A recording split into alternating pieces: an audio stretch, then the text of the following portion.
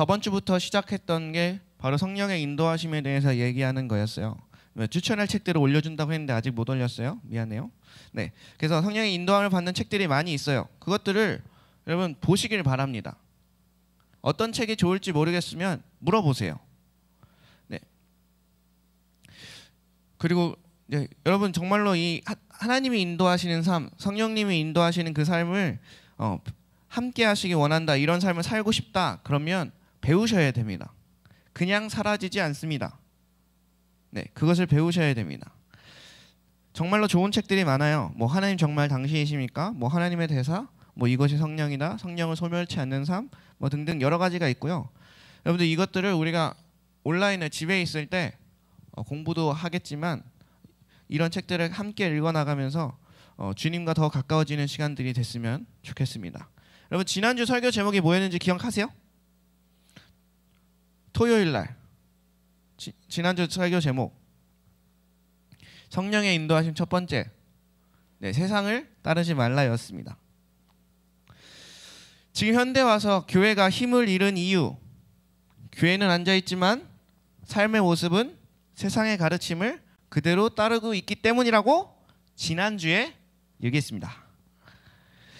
교회는 세상과 정반대입니다. 세상은 네 맘대로 해, 네가 원하는 대로 살아 라고 얘기하지만 성경은 자기 소견에 옳은 대로 행하는 걸 죄라고 얘기합니다. 악이라고 얘기합니다. 세상은 어떤 나쁜 일을 당했을 때 가만히 있으면 가만히로 본다는 소리 아십니까? 이것들이 내가 가만히 있었더니 날 가만히로 보네, 뭐 이런 거. 그러니 한 번씩은 본때를 보여준다는 식으로 말을 하죠. 근데 성경은 뭐라고 해요? 오른뺨을 맞거든 왼편도 돌려대라. 원수를 사랑하라. 원수를 네가 갚지 말고 하나님께 맡겨라. 그래서 진짜 성령의 인도하심, 그 영을 따라 진리 가운데서 인도함을 받는 그런 멋진 삶을 살기 위해서는 일단 이 세상의 가르침에서 완전 돌아서는 일이 필요하다고 함께 나눴습니다. 오늘은 그 성령의 인도하심과 관하여서 두 번째 시간을 갖도록 하겠습니다. 오늘 제목을 함께 볼까요? 오늘 제목, 네, 함께 읽겠습니다. 시작. 성령의 능력은 순종에 있다. 한 번 더요. 성령의 능력은 순종에 있다. 자, 로마서 6장 12절에서 18절, 16절 오늘 본문 말씀입니다. 로마서 6장 12절에서 16절 함께 읽겠습니다. 시작.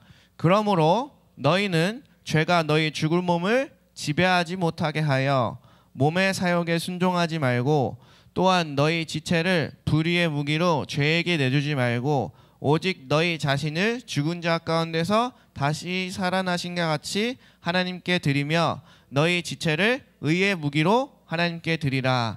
죄가 너희를 주장하지 못하리니 이는 너희가 법 아래 있지 아니하고 은혜 아래 있음이라. 그런즉 어찌하리요? 우리가 법 아래 있지 아니하고 은혜 아래에 있으니 죄를 지으리요? 그럴 수 없느니라. 너희 자신을 종으로 내어주어 누구에게 순종하든지 그 순종함을 받는 자의 종이 되는 줄을 너희가 알지 못하느냐? 혹은 죄의 종으로 사망에 이르고 혹은 순종의 종으로 의에 이르느니라. 아멘, 아멘. 자, 오늘 제목을 한 번 더 같이 읽을까요? 성령의 능력은 순종에 있다. 아멘. 자, 여러분 성령의 능력이라는 얘기 많이 들어봤죠? 성령의 능력이 뭘까요? 자, 성령 충만하다, 성령의 능력이 충만하다, 성령의 능력이 있다 라고 할 때 여러분들은 어떤 이미지를 가지고 계십니까? 막 파이어 이러면 막 팍팍 막 사람들 쏟아지면 막 뒤로 쓰러지고 막 이런 거. 여러분들은 어떤 이미지를 가지고 계신가요? 성령의 능력, 성령의 충만함과 관련해서. 예수님은 승천하시기 전에 제자들한테 이렇게 얘기하죠. 너희는 이 예루살렘을 떠나지 말고 내가 내 아버지에게서 받아서 보내줄 성령을 기다리라. 그리고 제자들은 그 말에 순종했더니 오순절 마가다락방에 모여서 기도하다가 성령을 받습니다. 그때부터 그 제자들은 사도들이 돼서 그 능력 있는 삶을 살아갑니다. 자, 여러분 우리도 이런 삶을 사모하죠. 그렇게 능력 있게 살아가는 삶, 성령에 충만한 삶이요. 자, 성령님이 어디에 계시죠? 우리 안에 계십니다. 그리고 능력으로 우리에게도 임하십니다. 그러면 그 진리의 성령님, 그 거룩한 하나님의 영이 우리와 함께 산다라고 하면 우리의 삶은 어떤 모습을 하게 될까요? 만약 우리가 그 성령님께 대하여, 그 진리의 영이신 그분께 대하여 우리 삶을 맞춰서 조정하기로, 그러니까 교정하기로, 바꿔내기로 결정을 내린다면 우리의 삶은 하룻밤 사이에 놀라운 변화가 있을 것입니다. 네, 화면을 좀 정면으로 바꿔주실래요? 성령님께서는 놀라운 방식으로 그분 자신을 드러내게 되실 겁니다. 여러분, 이것을 믿습니까? 자, 그런데 왜 성령님께서는 우리에게 맞춰주시지 않을까요? 사실 하나님께서 원하시기만 하면 우리가 원하는 대로 우리에게 맞춰주실 수도 있는 분인데 성령님은 또한 하나님은 그러시지 않으시죠. 자, 요나의 이야기를 보면 이러한 이야기가, 이러한 하나님의 모습이 잘 나타나 있습니다.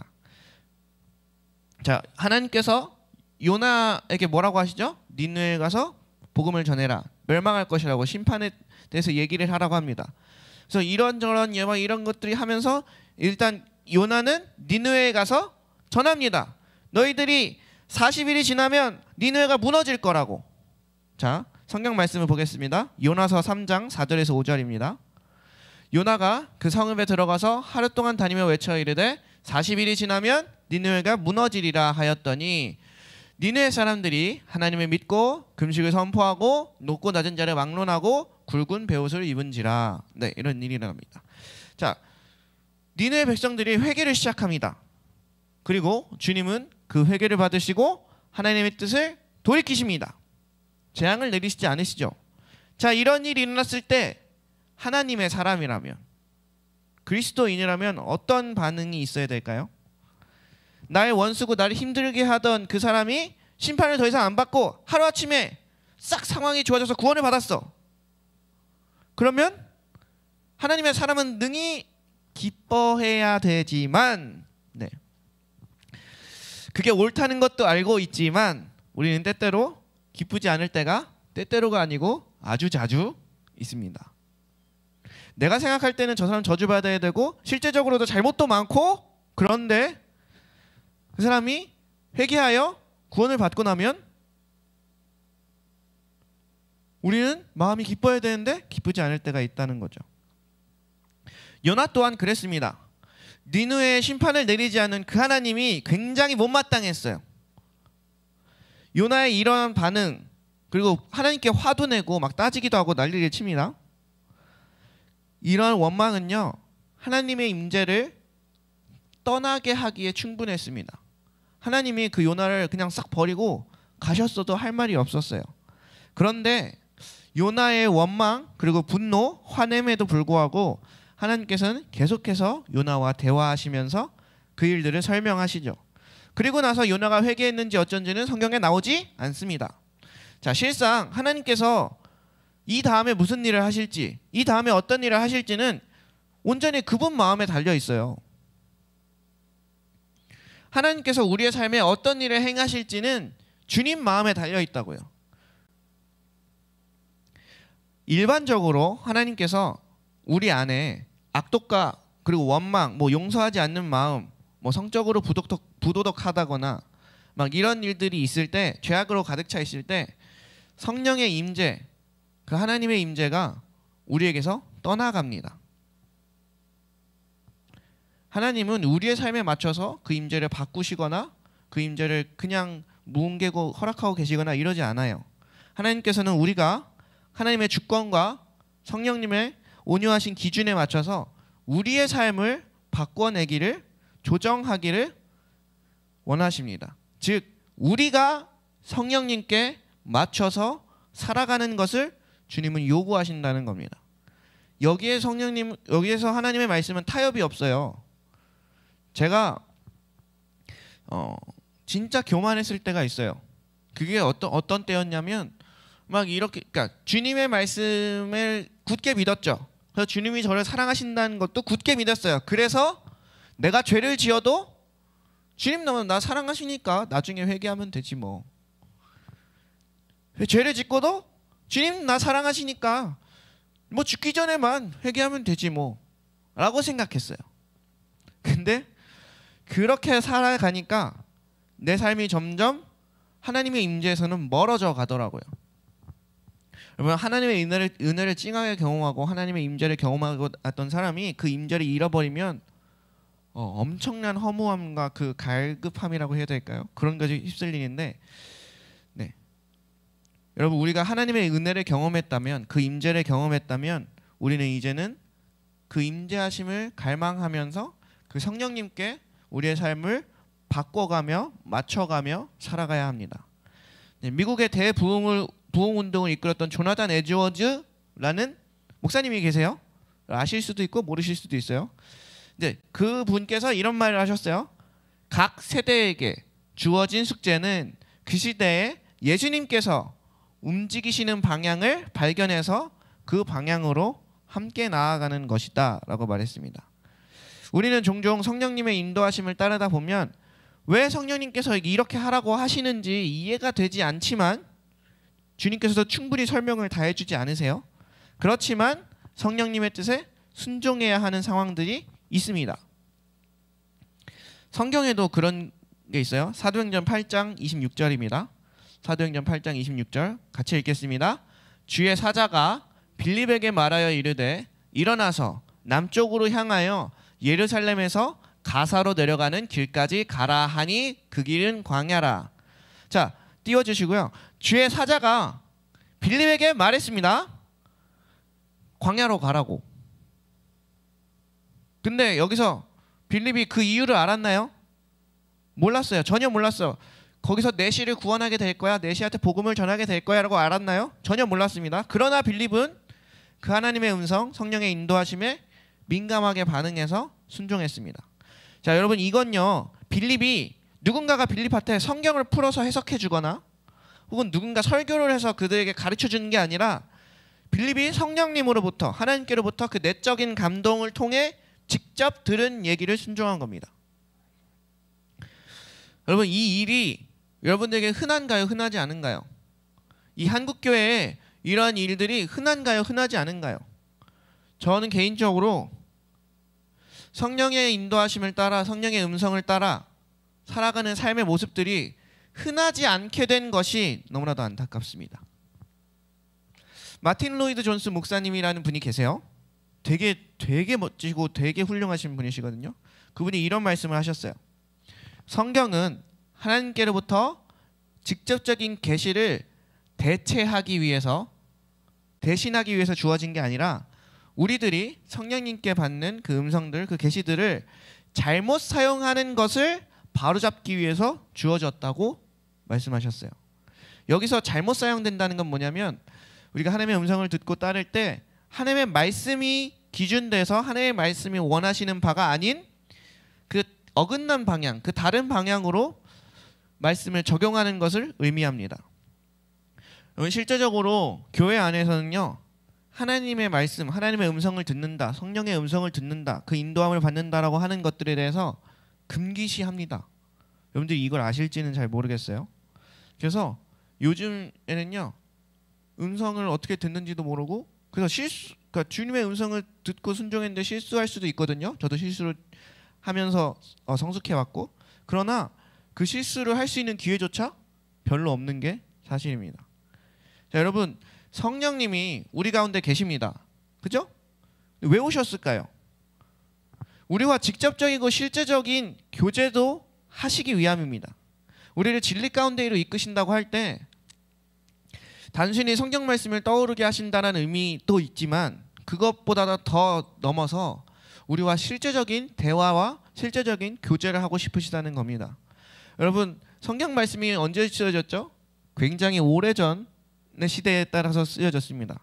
그게 지금 우리의 삶을 다 조명할 수 있나요? 네, 실제적으로 조명할 수 없는 부분들이 나와요. 왜냐면 그 시대엔 자동차가 없었고, 그 시대엔 스마트폰이 없었고, 그 시대엔 이렇게 핵가족도 아니었고. 그러나 성경에는 우리에게 충분한 기준점이 되어주고 충분한 원리들이 되어집니다. 그 기준과 원리 안에서 성령님이 실제적이고 섬세하게 우리 인도에 가시는 겁니다. 제가 진짜로 여러분과 함께 나누고 싶은 삶 혹은 함께하고 싶은 삶, 이끌어주고 소개해주고 싶은 삶은 바로 성령의 음성을 듣고 순종하는 삶입니다. 하나님께서 빌립에게 그러하셨던 것처럼 우리에게도 직접 말씀해 주시기를 원한다면 우리는 반드시 사람들로부터 오는 영광이 아니라 유일하신 하나님으로부터 오는 영광만을 구해야 합니다. 이게 안 되면 주님의 음성을 들을 수가 없습니다. 여기에는 하나님께로 직접 들은 말씀을 다른 사람에게 자랑하지 않는 것 또한 포함됩니다. 여러분, 우리나라 가운데서, 우리 교회 가운데서 굉장히 은사가 막 활발했던 적이 있거든요. 주님의 음성을 듣는 삶에 대해서 엄청 활발했던 적이 있어요. 근데 그게 지금 싹 다 가라앉고 거의 막 없어졌어요. 그게 왜 그러냐면 말씀을 받은 사람들이 주님께서 어제 나에게 이렇게 말씀하셨어 하고 막 여기저기 얘기하고 여기저기 얘기하고 이 사람도 이렇게 얘기하고 저 사람도 이렇게 얘기하고 그렇게 설레발치는데 삶의 모습은 하나도 변하지 않고 이런 것 때문에 그렇게 됐거든요. 여러분, 성령님이 원하시는 바는 절대로 그런 것이 아닙니다. 우리가 만약 성령님과의 대화를 소중하게 그리고 은밀하게 간직할 수 있게 된다면 그분은 우리에게 정말로 많은 얘기들을 하실 것입니다. 진리를 따르는 삶, 그 진리의 영을 따르고 성령의 인도함을 받는 삶, 그리고 하나님의 영광을 보기 위해서는 몇 가지 각오해야 될 것들이 있습니다. 바로 하나님의 말씀에 순종하기 때문에 받게 되는 비난들입니다. 뭐 미쳤다는 등, 뭐 바보라는 등, 뭐 예수님께 미쳐서 돌아간다는 등 이런 말들을 듣게 돼요. 그 사람들의 비난이 맞는 말일 수도 있고 틀린 말일 수도 있습니다.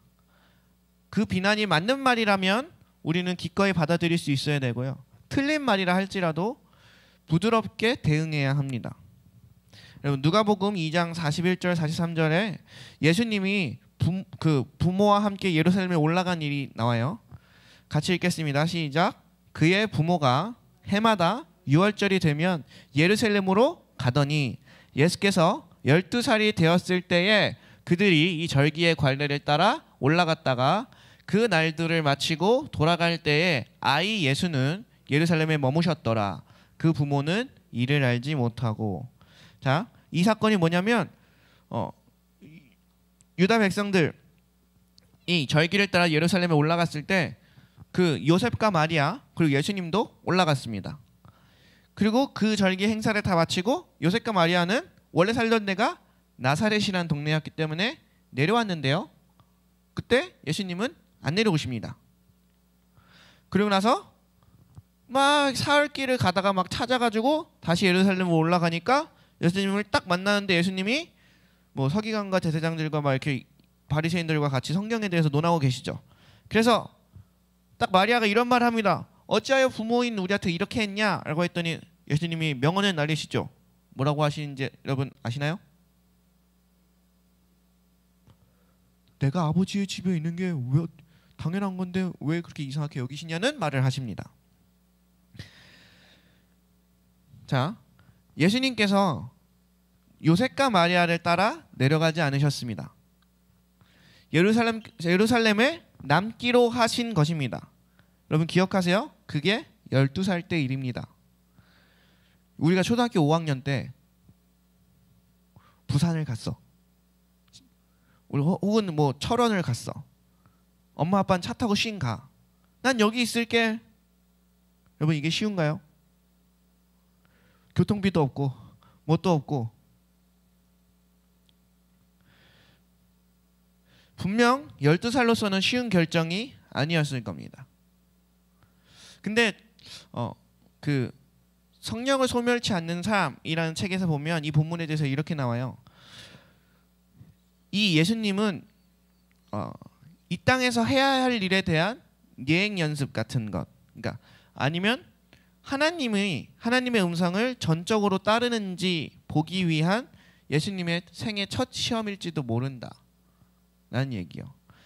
이 말은 무슨 얘기냐면요, 예수님께서도 성령님의 인도하심, 성령님의 음성을 듣는 삶에 대한 민감함을 훈련하셔야 했다는 사실입니다.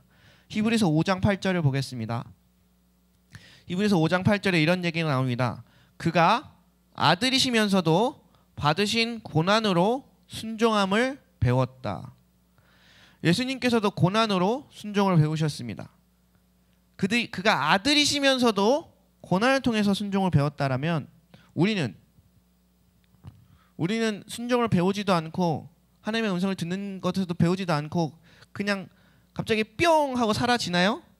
절대로 그런 일은 없다는 것입니다. 여러분, 우리도 알잖아요. 우리가 달리기 선수가 되기 위해선 달리는 훈련을 해야 되잖아요. 처음부터 막 달리지 않잖아요. 갑자기 내가 우사인 볼트가 되지 않잖아요.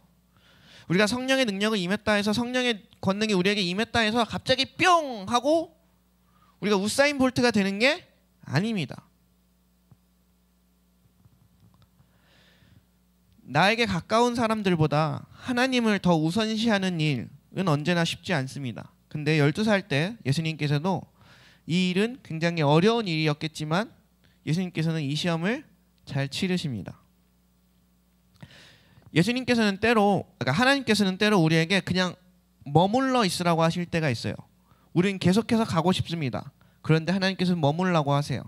세상은 빨리빨리 움직여라. 너 지금 안 가면 뭐 도태된다, 뭐 떨어진다, 뭐 지금 해야 할 수 있다, 막 이런 식으로 하지만 하나님께서는 기다리라고 하실 때가 많아요. 우리는 계속 가야 되는데, 여러분 요즘 나오는 말들 중에 물 들어올 때 노져야 된다고 막 이렇게 해야 되는 사람들이 있죠. 근데 주님은 우리에게 잠잠히 기다리라고 하실 수 있습니다. 우리는 기다리다가 따분해서 이렇게 말하기도 하죠. 아유 몰라. 그리고 휙 가버리거나 집으로 돌아가거나. 요셉과 마리아도 그랬을지 모릅니다. 그런데 하나님께서 그 자녀에게 머물러 있거라, 예루살렘에 머물러 있거라 라고 말씀하셨고 예수님은 그 말씀에 순종하신 겁니다. 여러분, 이스라엘 백성도 이 교훈을 배워야만 했어요. 이스라엘 백성이 광야에서 어떻게 움직였죠? 구름 기둥과 불 기둥을 따라 움직였습니다. 구름 기둥, 불 기둥이 멈추면 거기서 묵습니다. 구름 기둥, 불 기둥이 움직이면 그들이 따라갑니다. 어디로 가는지, 어디로 가면 물이 있는지 어쩐지 저쩐지 이스라엘 백성들은 전혀 몰랐어요. 그냥 구름 기둥이 가면 가고 구름 기둥이 멈추면 멈췄습니다. 이스라엘은 이러한 하나님의 직접적인 인도하심을 철저하게 훈련했어야만 했습니다. 따라야만 했습니다. 자, 구름 기둥이 멈췄어요. 근데 그 자리가 엄청 뜨거운 햇빛이 있는 자리예요. 지변이 뜨거워요. 구름 기둥이 있어서 햇빛은 피할 수 있을지 몰라도 거기가 광야라는 사실은 여전합니다. 따분하고 지루하고 실증나는 곳이라고 할지라도 구름 기둥이 움직이지 않으면 그들은 머물러 있어야 됐습니다. 반대로 구름 기둥이 움직이면 거기가 그런 거 있잖아요. 처음엔 그러니까 우리가 학교를 전학한다고 했을 때 이 학교에서 다른 학교로 전학을 갈 때 처음에는 왜 나한테 전학하라고 한 거야? 막 거기 계속 있지 막 이렇게 하다가 나름 적응을 했어. 그러면 이제 좀 살만하다 싶을 때 또 전학을 가. 여러분 마음은 어때요? 짜증이 막 몰려오잖아요. 구름 기둥이 움직이면 거기서 얼마나 자리를 잡았든 뭐 무엇이 좋은 것이 있든지 간에 움직여야만 했어요. 예수님은 왜 부모와 떨어져 혼자 예루살렘에 남아야 하는지 완전히 이해하셨을 수도 있고 이해하지 못하셨을 수도 있어요. 그럼에도 불구하고 주님은 하나님의 아버지의 뜻을 따라 가기로 합니다. 여러분, 성령님이 우리와 함께 가시고 성령님이 인도하시는 삶이 분명히 있습니다. 실제적으로 우리를 인도하십니다. 제가 코로나 때가 되고 이렇게 온라인 예배를 드리게 되면서 저번 주에 드렸던 말씀처럼 제가 여러분들 혹은 목사님이 여러분들의 상황을 속속들이 다 알 수 있는 방법이 그나마 교회에서 만나고 매일같이 얼굴을 봤을 때는 그나마 파악이 가능했는데 지금은 그게 너무나도 어렵게 됐어요. 그래서 더 간구하기론 성령님께서 직접 그들을 인도하시기를 더 기도하고 있습니다. 여러분, 실제로 저는 성령님의 인도하심을 따라 살려고 애를 쓰고 있습니다. 제 이야기를 조금 하자면 제가 아내와 사귀었죠. 사귀는 날이 있었겠죠. 그 사귈 때도 주님께서 인도해 주셔서 주님께서 말씀해 주셔서 사귀기 시작했어요. 중요한 건 그렇게 사귀자라고 딱 하고 나서 그때가 2월 달이었는데요. 2월 달에 딱 사귀자라고 딱 했는데 주님이 기도하던 중에 주님이 저한테 그걸 한 달만 딜레이 하라고 말씀하셨어요. 사귀는 걸 한 달만 딜레이 하라고. 그리고 그걸 사모하고 나눴죠. 여러분 연애를 안 해보셔서 모를 수도 있지만 막 너랑 내가 좋아하는 게 막 확인됐고 이제 막 하기만 하면 되는 그런 좋은 순간에 한 달을 스탑하기는 쉽지 않습니다. 어쨌든 우리 둘은 그것을 나눴고 같이 얘기하면서 그 뜻에 따르기로 순종을 했습니다. 그래서 3월 달부터 사귀기 시작했죠. 거기서 그 일들을 지나면서 제가 지금 와서 알게 되는 것들은 그 만남과 사귐과 이끄시는 게 다 하나님 안에 있다고 주님께서는 알려주고 싶어 하시는 것 같았어요. 뭐냐면 그 제가 사모와 만나게 된 것도 하나님의 인도하심, 서로 순종했더니 만나게 된 것이었기 때문에 주님께서는 사귀기 바로 직전에 그것들을 한 번 더 확인하고 싶으셨던 거예요. 너네 둘이 사귀지만 이 둘의 교제 가운데 주인은 하나님이시라는 것.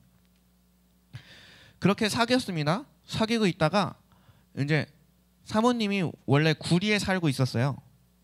구리가 원래 집이어서.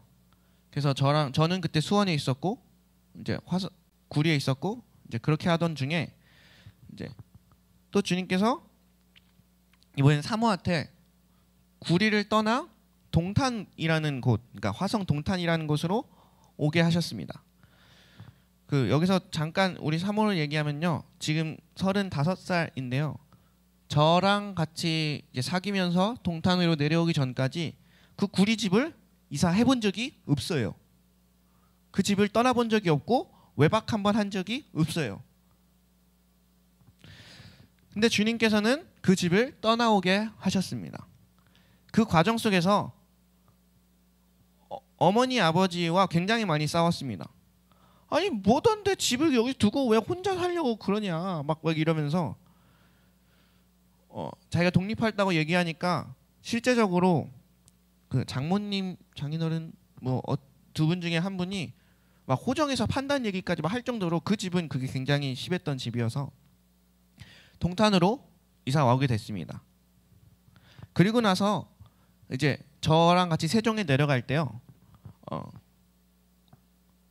그것도 인도하심을 따라 했는데 그 부모님, 그 장모님, 장인어른이 뭐라고 얘기하셨냐면, 야, 너 동탄 갈 때 이미 나는 내려놨다. 네 마음대로 해라. 여러분 이것을 잘 기억하세요. 만약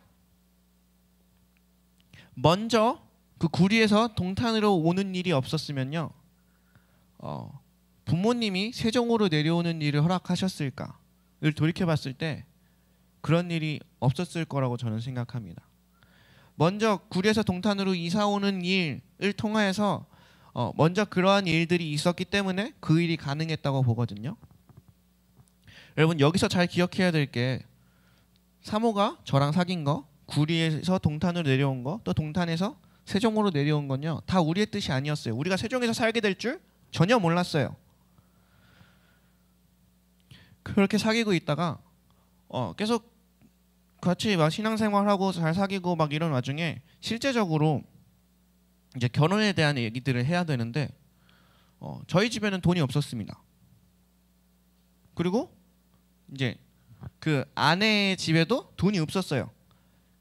그러니까 가지고 계신 땅과 뭐 그런 게 있었는데 그게 뭐 법적인 뭐에 걸려서 벌금을 엄청 많이 물어야 될 때가 됐었습니다. 근데 주님께서 막 기도하던 중에 결혼 얘기를 꺼내라고 우리에게 마음을 주셨어요. 결혼 얘기를 꺼내면 반대에 부딪힐 거라는 걸 우린 뻔히 알고 있었어. 아니 둘 다 돈이 없는 게 뻔하고 막 서로 막 저희 아버지는 저한테 계속 이렇게 말씀하셨어요. 너 목사 되고 결혼하라고. 너 목사 되고 결혼하라고. 막 이렇게 이러던 와중에 주님께서 그 부모님께 결혼한다는 얘기를 꺼내라고 하셨어요. 그게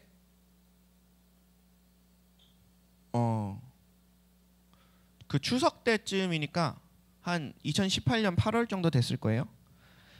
그렇게 얘기를 꺼냈죠. 여러분 흔쾌히 허락했을까요? 안 했을까요? 네, 당연히 반대하셨습니다. 저는 아버지가 뭐라고 얘기하셨냐면 이 철없는 자식이라고 순화시켜서 철없는 자식, 네가 뭔 돈이 있어서 가정을 꾸리려고 하냐, 막 이렇게 말씀하셨어요. 그러니까 당연히 반대에 부딪혔죠. 그러니까 저희는 그걸 알고 있었어요. 근데 주님께서 하라고 하시니까 했어요. 근데 여러분 근데 중요한 게 한 가지 있어요. 이렇게 했더니 저희 결혼이 어떻게 풀어졌냐면 갑자기 저희 아버지가 추석 때 가족들한테 가서, 그러니까 저희는 그때 다른 일정이 있어서 못 갔어요.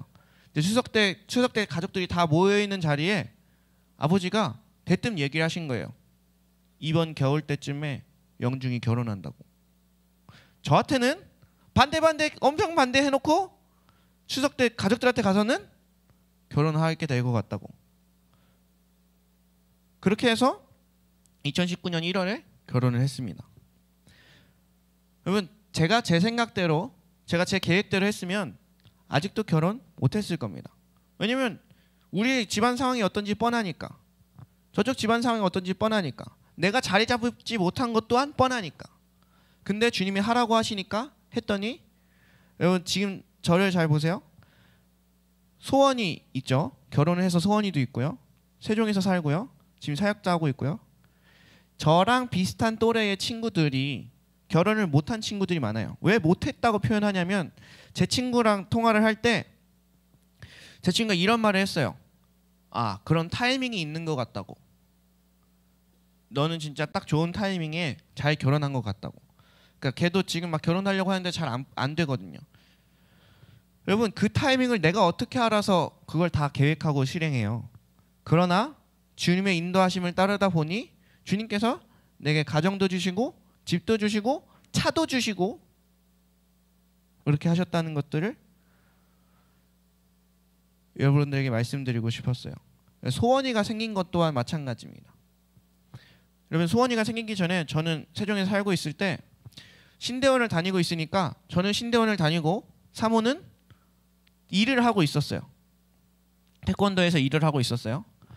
그러면서 그러니까 저희는 처음에는 그렇게 저는 공부를 해야 되고 사모는 일을 해야 되니까 아기를 좀 늦게 가질 생각을 하고 있었죠. 그런데 기도하던 중에 또 주님의 말씀을 읽던 중에 주님이 또 이런 마음을 주신 거예요. 그러니까 그게 죄는 아닐까? 주님이 어련히 알아서 때가 되면 좋은 자녀를 줄 것을 내가 내 임의로 그 때를 정해서 아이를 갖는 것을 늦추는 건 주님의 주권을 침해하는 일이 아닐까라는 생각이 들었고, 아내와 얘기해서 더 이상 그냥 주님이 주신 대로 낳자라고 생각하게 됐습니다. 그리고서 소원이가 생겼고요. 그러니까 아이를 생기게 되면서 그만두고 제가 세종중문교에 오게 된 거죠. 여러분 지금 생각해 보면 소원이가 안 태어났고 지금 사모가 계속 일을 하고 있었으면요, 우리의 삶은 지탱되지 못했을 거예요. 소원이가 생김으로 소원이를 통해서 들어오는 돈이 얼마나 많은지 아십니까 여러분? 국가에서 주는 돈도 있고 왜 이래저래 많이 들어와요. 소원이가 우리 집에서 대빵으로 돈을 잘 법니다. 이걸 내가 어떻게 알아요?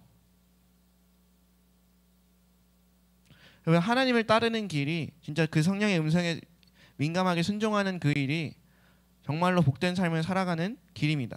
여기서 중요한 게 있어요. 그러면 욕먹을 각오는 하셔야 돼요.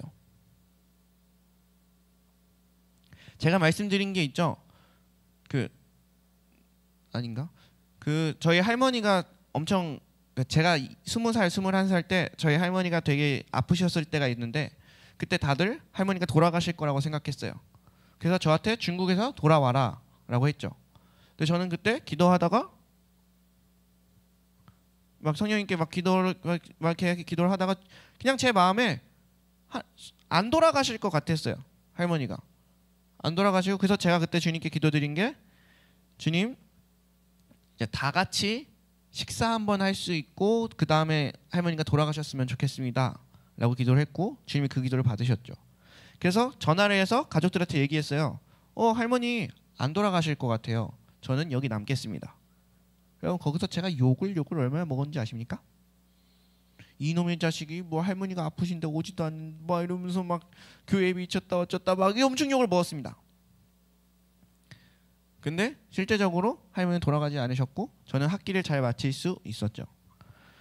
이거는 뭐 내가 대단하다 이런저런 일 말씀만 드리는 게 아니고, 성령님은 실제적으로 우리 인도하시고요. 우리가 거기에 대해서 비난받을 각오만 하면 능히 따라갈 수 있다는 겁니다. 여러분, 성령의 능력은요, 어떤 파워나 느낌 같은 게 아니에요. 막 전기 쭉 와가지고 막 이렇게 뭐 손을 막 넣는 순간 막 전기가 찌르르 가가지고 막 치유 빵 일어나고 막 갑자기 확 막 이렇게 되는 그런 게 아니에요. 그분과 동행하면서 그분께 순종하며 사는 겁니다. 그것 자체가 능력이고 파워입니다. 내가 성령의 능력을 가지고 산다라고 얘기하면 이건 좀 틀린 말이에요. 성령님이 나를 통치하시고 그분의 인도하심을 따라 내가 사는 것이라고 말하고 싶어요. 저는. 여러분,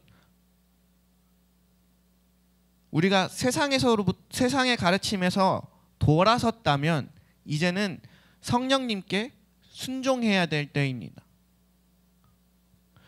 내가 세상에서 돌아섰다고 성령님께 대해서 막 내 하수인 부리는 듯한 느낌으로 막 하면 그거는 제대로 된 성령님께 순종하는 것들이 아니죠. 단순히 성령님을 우리가 부려서 막 뭐 복이 임할지어다, 뭐 치유가 될지어다 막 이런다고 성령님 가서 일하고 막 이런 식의 형태가 아니에요. 여러분, 치유의 은사가 있고 뭐 예언의 은사가 있고 여러 가지가 있지만 거기에 중점적인 단 하나의 원리는 이겁니다. 성령님이 그 사람을 향해서 이런 말을 전해줘라 라고 내게 말씀하시면 전 그에게 순종하는 거예요. 그게 예언입니다. 성령님이 이 사람을 위해서 기도해줘라 라고 하시면 기도를 해줍니다. 그러면 치유가 일어날 수도 있겠죠. 그게 기본적인 원리입니다. 다 성령님의 인도하심을 따라서 하는 거예요. 단순히 어떤 자격 요건이 주어져야 되고 막 어떤 레벨의 경지에 이르러야 막 되는 그런 게 아니라 그냥 성령님과 하루하루 동행하면서 그 하나님의 뜻에, 그 성령님의 인도하심에 순종하며 사는 것이 바로 그 능력 있는 삶의 비결이라고 하는 것입니다. 여러분, 그렇다면 우리는 성령의 인도하심을 받기 위해서 훈련해야 됩니다. 성령의 음성을 듣는 방법에 대해서 훈련을 해야 됩니다. 그 음성에 순종하는 방법 또한 훈련을 해야 됩니다. 여러분, 제가 진짜로 여러분들과 함께 하고 싶은 사역이 한 가지 있는데 뭐냐면 무전 전도 여행을 떠나는 거예요. 돈 한 푼도 들지 않고 그냥 가령 예를 들어 제주도로 간다 그러면 제주도로 가는 비행기표 값만 들고 거기 가서 기도하는 겁니다. 그리고 주님의 인도하심을 따라 주님께서 주님 감동대로 살다가 돌아오는 겁니다. 이걸 예수전도에서 매번 하고요.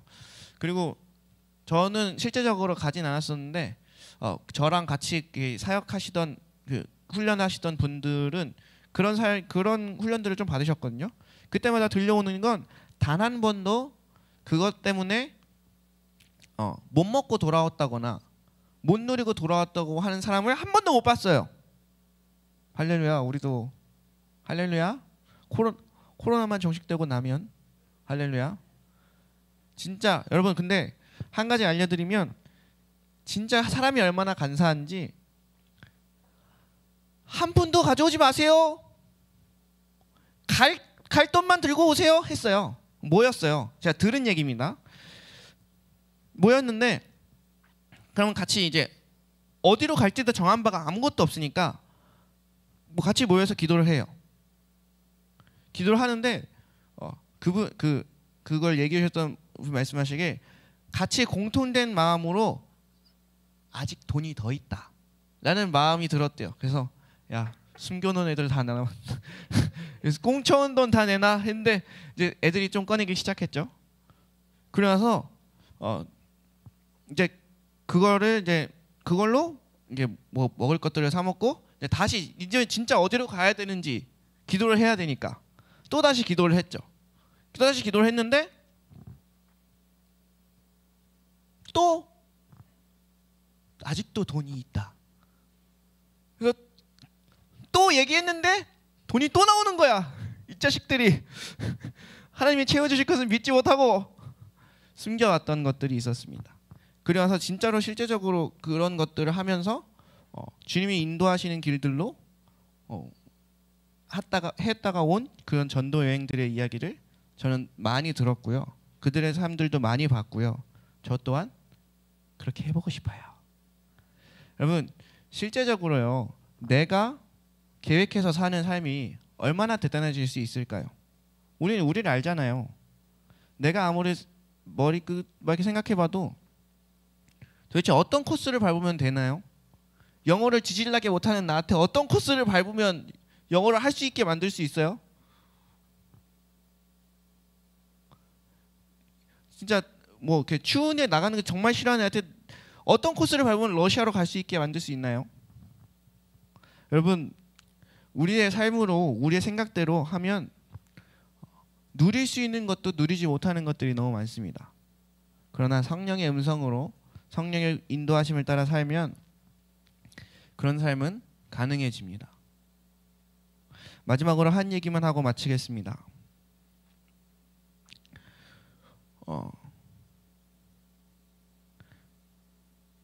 여러분 우리가 부흥회 때 겪으면서 깨달았던 것이 그냥 기도하고 예배하고 찬양만 드렸는데 무지 재밌다는 거였습니다.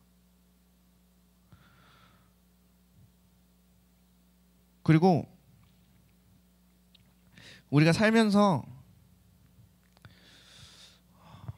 그 재미와 그것들을요 계속 간직해야 돼요. 제가 드리고 싶은 말씀은 뭐냐면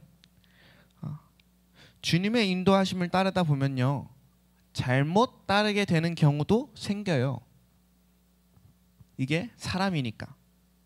근데 진짜 주님의 성령의 인도하심을 계속해서 받으려고 노력하고 막 그렇게 따라왔던 사람들이라면 비록 실수했다 할지라도 그것을 합력하여 선을 이시는 그 하나님의 은혜가 있다고 하는 겁니다. 그냥 마냥 다른 사람들에게 모두 그냥 그 합력하여 선을 이루는 은혜가 있는 게 아니에요. 우리는 성령의 인도하심을 따라 또 하나님의 말씀을 따라 살아야 됩니다. 그 삶을 살다가 실수하는 건 오케이. 그런데 그 삶을 살려고도 하지 않고 내 마음에는 하나님을 신뢰하지도 않으면서 그냥 내 마음대로 내 소견에 옳은 대로 선택했다가 받았던 이 고난이 그냥 그 고난 속에 있으면서 하나님께서 합력하여 선을 이루어주실 거야 라고 마냥 그렇게 하고 있다면 그것은 잘못된 기대일 수 있다는 거죠. 여러분 성경은 분명하게 얘기합니다. 요셉을 보면 하나님의 인도하심을 따라 가다가 이제 고난을 받습니다. 다니엘도 그렇고요. 근데 이스라엘 백성을 보죠. 이스라엘 백성이 민수기 13장에서 하나님께 배반합니다. 하나님을 신뢰하지 못합니다. 그래서 40일 가나안을 정탐했던 수를 1일을 1년으로 해서 40년을 돕니다. 여러분 중요한 건 이거예요. 그 40년 광야 생활이 그들을 어디로 이끌었나요?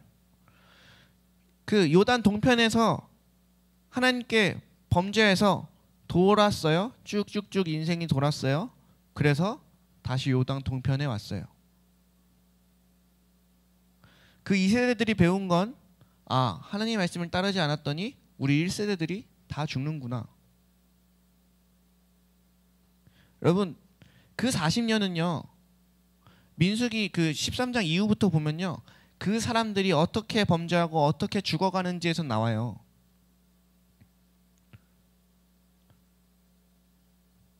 결정적인 순간들에 있어서 그런 순간들이 오죠.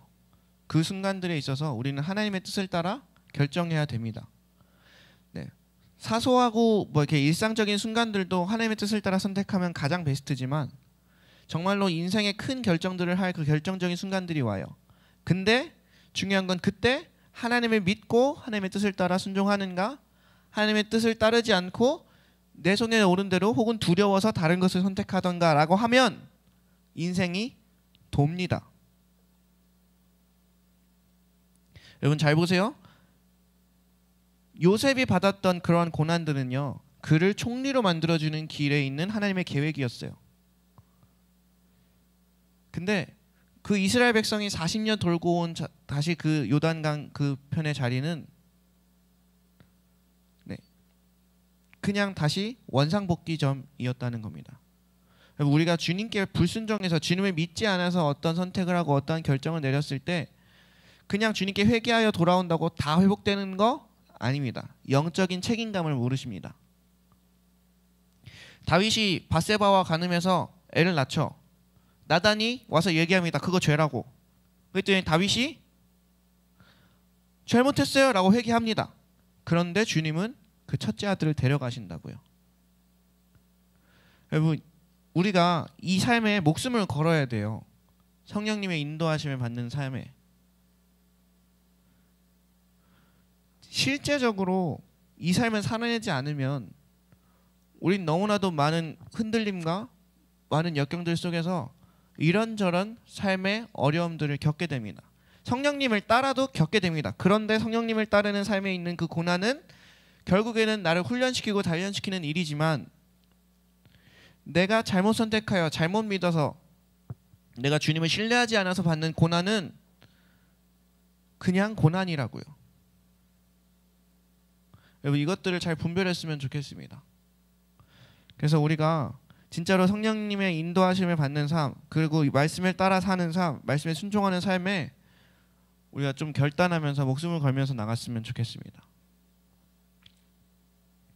진짜로 그래서 코로나가 회복되고 나면 우리 다 같이 어디론가 떠납시다. 돈 안 들고 성경책과 기도만 들고 가는 곳마다 예배 드리면서, 왜냐면 아브라함이 그랬거든요. 인도하시는 곳마다 거기서 제단을 쌓고 주님을 찾고 예배 드리고 기도하고 주님의 인도하심 받고 또 가서 예배 드리고 기도하고 인도하심 받고. 여러분 그러한 때 절대로 주님은 우리를 굶기시지도 않고요. 우리를 절대로 수치를 당하게도 안 하시고요. 우리를 절대로 내버려 두지 않으십니다. 그 하나님의 실제하심을 믿었으면 좋겠습니다. 이 시간 우리 다 같이 한번 기도하겠습니다. 이 시간 기도하실 때 이 일들에 대해서 생소할 수도 있어요. 성령님의 실제적인 음성을 듣고 산다, 혹은 성령님의 인도하심을 받고 산다 라는 것에 대해서. 또 어쩌면 이게 뭐 신비주의 이단이니 뭐니 뭐 이런 식의 얘기를 들었던 사람이 있을 수도 있어요. 근데 제가 드리는 말씀은 뭐냐면 성령님은 실제적으로 인도하시고요. 그것에 말씀의 점검을 받아야 되고요. 그 다음에 순종함이 있어야 됩니다. 이 삶은 실제입니다. 이건 단순히 그냥 그냥 어떤 능력 있는 사람만 딱딱딱 할 수 있는 그런 삶이 아니고 굉장히 현실적인 얘기를 하고 있는 겁니다. 우리의 믿음의 신앙에 있어서 하나님의 말씀을 따라 성령의 음성을 따라 사는 삶은 굉장히 실제적이고 현실적입니다. 여러분 그것들을 우리가 함께 살아낼 수 있는 믿음의 공동체가 되기를 소망합니다. 이 시간 같이 이것들을 놓고 한번 주여 한번 부르짖고 기도하며 나가도록 하겠습니다. 주여, 하나님 아버지 감사합니다. 오늘 이 시간 가운데 함께 하시고 축복하시며 주님 인도하셔서 하나님 아버지 정말로 실제적으로 하나님과 함께하는 삶, 성령님과 함께 동행하는 삶이 무엇인지 알게 하여 주시옵소서. 하나님 주님이 가라시면 가고 주님 멈추라고 하면 멈출 그때에 하나님 이제는 내가 세상의 가르침을 거절하고 돌이켰다면 이제 하나님의 가르침 앞에 순복할 수 있도록 인도하여 주시옵소서. 하나님 이제는 우리가 그냥 세상의 가르침을 따라 사는 것이 아니라 주님의 가르침을 따라 산다고 말할 때 우리가 그 하나님의 가르침이 무엇인지, 하나님의 인도하심은 무엇인지, 하나님의 역사하심은 무엇인지 배우며 나아갈 수 있는 사람들 될 수 있으면 좋겠습니다. 주님 인도하여 주시옵소서. 우리 각자 한 사람 한 사람을 그렇게 인도하여 주시옵소서. 우리가 서로 얼굴은 보지 못할지 몰라도, 서로 다른 곳에 떨어져 있을지 몰라도 성령님은 어디에나 계시고 누구와 우리들과 함께 하시니 그 사람들에게 주님 1대1로 역사하시고 1대1로 인도하시며 1대1로 깨우쳐 주시옵소서. 말씀 가운데로 인도하시고 기도 가운데로 인도하시고 온전히 하나님의 인도하심을 따라 그 성령의 인도하심을 따라 민감하게 살아갈 수 있는 그런 사람들 다 될 수 있도록 인도하여 주시옵소서. 이제는 우리가 성령의 음성을 듣는 삶에 대해서 사모하며 나아갑니다. 이제는 우리가 하나님을 따르는 삶에 대해서 사모하며 나아갑니다. 하나님 아버지 온전히 그 삶을 살아갈 때 이 세상에 빛과 소금으로 남을 수 있도록 주님 인도하여 주시옵소서. 이 선택 저 선택 이 수많은 선택들 가운데서 하나님의 뜻을 따라 하나님의 인도하심을 따라 결정하고 하나님의 인도하심을 따라 순종하며 나아갈 수 있는 그런 사람들이 되게 하여 주시옵소서. 그 순종 안에 하나님의 능력이 있는 줄 믿습니다. 그 말씀에 순종함에 하나님의 능력이 있는 줄 믿습니다. 우리 모두 다 하나님의 능력을 소유한 백성들 될 수 있도록 인도하여 주시옵소서.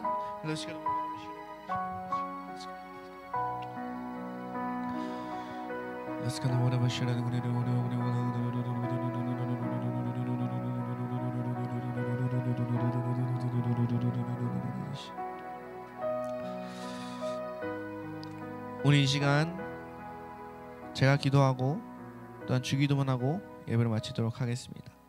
하나님 아버지 감사합니다. 우리가 주님께 또한 예배를 드리러 나왔습니다. 주님 예배가 정말로 신령과 진정으로 드리는 예배가 되게 하시고 그냥 형식적인 예배에서 벗어나 정말로 내 온 마음과 온 정신을 다하여 드리는 내 전심으로 드리는 예배가 되게 하여 주옵소서. 주님 우리가 이제는 세상을 따르지 않고 하나님을 따르기로 세상의 가르침을 따르지 않고 성경의 가르침을 따르기로 결정하였습니다. 그래서 이제는 세상에서 돌이켜 성령님께 엎드립니다. 그 하나님께 엎드립니다. 그 성경의 가르침 앞에 엎드립니다. 우리가 순종함으로 주님 앞에 나아갈 수 있는 백성들 되게 하여 주시옵소서. 지금 언제나 나의 마음과 나의 중심을 살펴서 온전히 주님께서 원하시는 방법을 따라 주님께 묻고 나아갈 수 있는 저들 되게 하여 주시옵소서. 어떠한 결정을 할 때 어떠한 순간들이 있을 때 늘 주님께 기도하고 주님의 말씀에서 답을 찾으며 주님께 구하고 묻고 그렇게 주님의 말씀을 청정하며 나아가는 백성들 다 될 수 있도록 우리를 축복하여 주시옵소서. 감사합니다. 살아계신 예수님의 이름으로 기도드렸습니다. 우리 다 같이 주기도문 하시겠습니다. 하늘에 계신 우리 아버지여 이름이 거룩히 여김을 받으시오며 나라의 임하옵시며 뜻이 하늘에서 이루어진 것 같이 땅에서도 이루어지이다. 오늘날 우리에게 일용할 양식을 주옵시고 우리가 우리에게 죄 지은 자를 사하여 준 것 같이 우리 죄를 사하여 주옵시고 우리를 시험에 들게 하지 마옵시며 다만 악에서 구하옵소서. 나라와 권세와 영광이 아버지께 영원히 있사옵나이다. 아멘.